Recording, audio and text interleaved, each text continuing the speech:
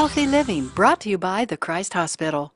Aortic stenosis is thickening or hardening of the aortic valve, often as a process of aging and often associated with the classic risk factors for atherosclerotic cardiovascular disease like smoking, high blood pressure, high cholesterol.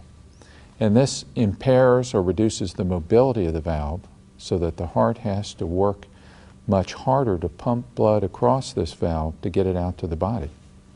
Aortic stenosis is one of the two most common valvular heart problems we see. Aortic stenosis and mitral regurgitation rank amongst the top 5 Medicare cardiac discharge diagnoses, so these are common. It increases as a function of age.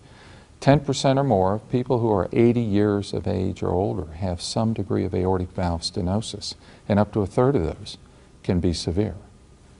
So this is common in an aging population, and it's a need, a void that must be addressed. Well, the classic triad of symptoms are shortness of breath, particularly with exertion, chest tightness or discomfort, particularly with exertion, and then lightheadedness or passing out. That's the classic triad of shortness of breath, chest pain, lightheadedness, that once those occur, the average survival is only between 1 and 2 years. It's pretty easy to figure this out. Just listening to the chest, you almost invariably have a murmur, a certain type of murmur, systolic ejection murmur, in the aortic area, and then you get an echocardiogram, a sound wave test of the heart, which is very definitive with respect to heart muscle function and what the gradient or pressure difference across that valve is. It allows us to determine the severity of aortic valve stenosis non-invasively without putting any catheters in.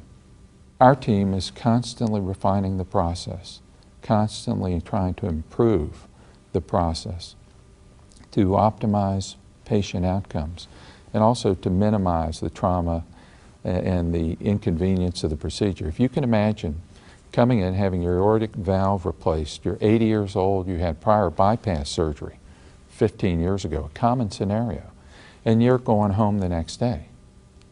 It's pretty remarkable. I mean, you're walking home, not to a chronic care facility.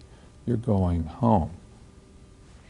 There's a stark contrast between the procedures, between having your breastbone sawed open and wired back together, and during the procedure having your blood circulated in a machine and your heart effectively stopped, to never stopping the heart and the patient being under conscious sedation with no surgical incisions, literally having Band-Aid placed over the femoral artery, which is our choice of access, preferably, but also in the vast majority of cases. And so this is a transformational, changes the whole process of care, allows patients to get in and out of the procedure, to get their valve replaced with much less physical insult, much more rapid functional recovery. And I think it's changed the game of what we do. We're fortunate in that we've led the way. We've led the way nationally in these collaborative studies. We've had each technology 2 to 3 years before it's generally available for other physicians. We've gained an experience, and we've altered our process and evolved our process for taking care of these patients in accordance with the other centers who are in the studies, which are the best centers in America. So we've been very fortunate to be part of that process. This procedure is one of the truly transformational changes in cardiovascular medicine. Call 513-206-1234 or visit thechristhospital.com for more information.